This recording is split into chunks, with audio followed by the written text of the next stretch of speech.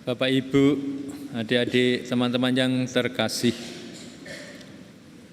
pasti kita semua pernah sakit, gitu ya, pernah sakit pasti. Apakah ada yang belum pernah sakit sampai hari ini? Kalau ada, silahkan berdiri khotbah bersama saya. Kita pasti pernah sakit.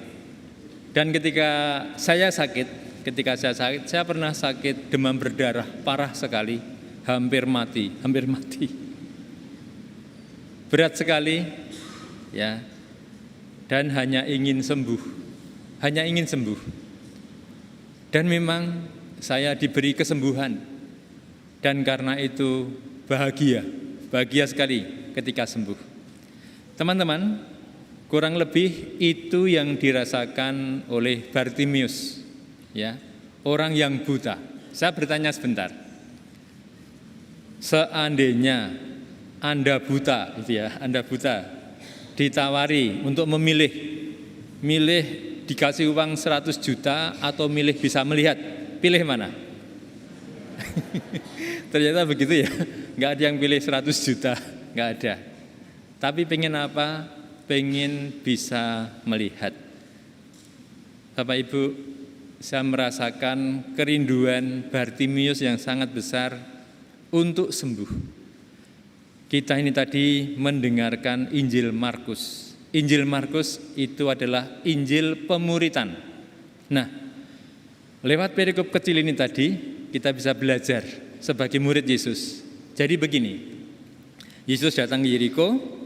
Setelah di situ dia mau keluar dari Yeriko. Dan persis di pintu keluar Yeriko itu ada seorang pengemis buta lagi. Namanya Bartimius, anaknya Timius. Ketika dia mendengar bahwa yang lewat adalah Yesus orang Nazaret, dia berteriak, "Putra Daud, kasihanilah aku. Putra Daud, kasihanilah aku." Murid-murid yang ada di situ, teman-teman, murid-murid yang ada di situ bilang apa? Diam, jangan ribut. Nah, ini kritiknya Markus. Kita kadang-kadang seperti itu, ya. Ada orang yang membutuhkan perhatian, malah kita bilang diam, jangan ribut. Mendengar itu, Yesus mengatakan, panggillah dia. Ini dia, dramanya ada di situ. Panggillah dia. Lalu mereka bilang, kuatkan hatimu, dia memanggil kamu, ya. Dan Yesus bertanya, apa yang kau kehendaki aku lakukan bagimu? Rabuni, supaya aku bisa melihat. Yesus mengatakan, imanmu sudah menyelamatkan. Pergilah. Ya. Apa yang terjadi? Bartimius melihat, bisa melihat, dan dia tidak pergi. Dia malahan mengikuti Yesus dalam perjalanannya. Teman-teman, mengikuti Yesus dalam perjalanannya berarti ikut Yesus ke Yerusalem. Berarti ikut jalan salib. Itu dia buah dari Injil yang kita dengar sore hari ini. Nah, apa relevansinya untuk kita semua? Tadi saya mengawali, sore hari ini kita misa Ekaristi kaum muda, EKM, gitu ya. Dan persis besok Senin itu kita merayakan 96 tahun Sumpah Pemuda. Hafal enggak Bapak Ibu Sumpah Pemuda? Bunyinya gimana? Gimana bunyinya? Yang keras? Ya. Yang keras. Gimana? Atau dari KUR yang ada mic-nya. Sumpah Pemuda bunyinya gimana?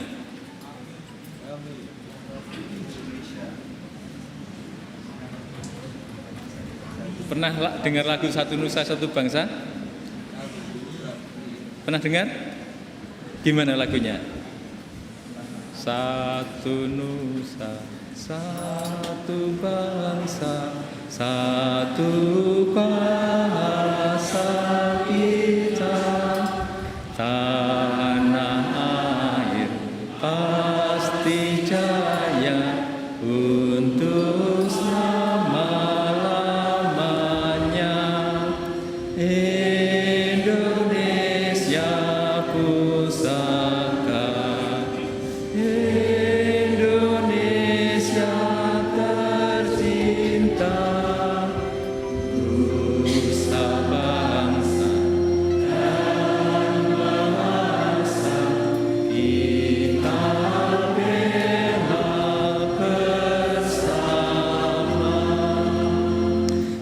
dalam lagu yang sederhana itu ada mimpi itu.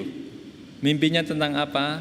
Tanah air Indonesia yang merdeka, yang jaya, dan kita ingin membela tanah air itu. Itu yang ada dalam diri para pemuda.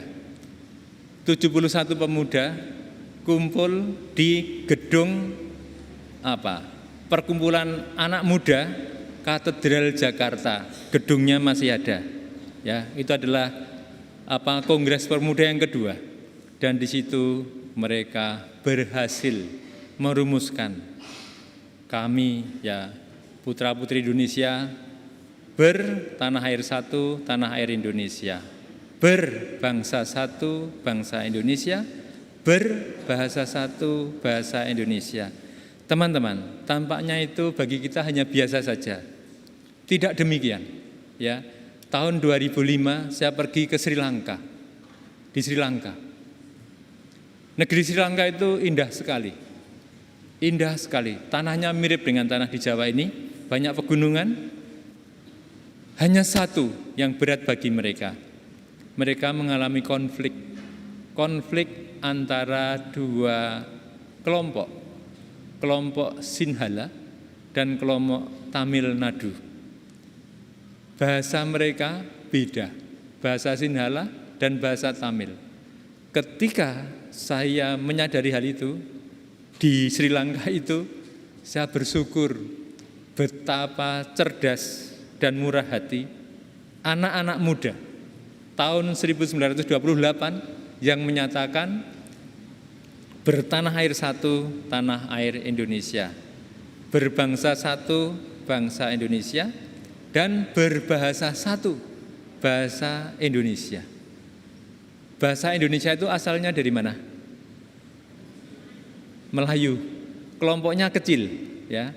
Yang besar itu bahasa apa? Kelompok bahasa apa? Jawa. Kelompok Jawa itu besar sekali itu waktu itu. Tetapi mereka tidak memilih bahasa Jawa sebagai bahasa nasional, melainkan bahasa dari kelompok Melayu yang waktu itu kecil. Itu yang saya anggap mereka, orang-orang muda itu luar biasa. Luar biasa apa? Terbuka. Mau terbuka pada orang lain.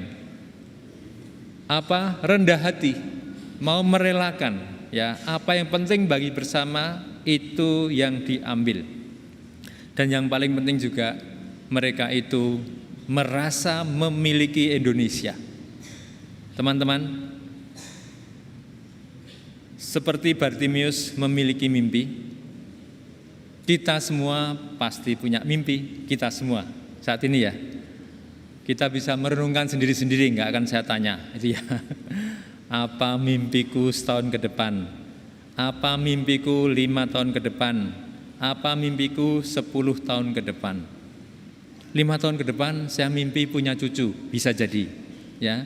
5 tahun ke depan saya mimpi pensiun, bisa jadi. 5 tahun ke depan saya mimpi saya sudah bisa untuk memimpin keluarga, atau 5 tahun ke depan saya mimpi saya jadi frater, boleh juga, atau suster. Teman-teman, orang hanya bisa mimpi ya kalau dia punya kehendak. Ya. Orang bisa punya kehendak kalau nalarnya jelas dan rasanya jernih. Maka marilah kita mohon kepada Tuhan supaya kita diberi nalar jernih untuk menimbang, rasa jernih untuk merasakan, kehendak kuat untuk bermimpi. Untuk mimpi kita mau apa di gereja dan juga di Indonesia. Kalau orang-orang muda itu sudah bermimpi dan mimpi mereka menjadi kenyataan. Kalau mereka tidak bersatu, saya tadi mengatakan saya tidak tahu apakah kita bisa berkumpul, apakah Sunu bisa berdiri di sini. Belum tentu. Tapi karena mereka punya kehendak kuat, mimpi bersama-sama dan mewujudkannya, saat ini kita bersyukur boleh hidup di negeri ini ya, yang disatukan oleh tanah air, oleh bangsa dan oleh bahasa. Kita mohon rahmat, kerendahan hati, keterbukaan, kemurahan hati dan kehendak yang kuat untuk bisa bermimpi dan mewujudkan mimpi kita dalam gereja dan bangsa Indonesia. Amin.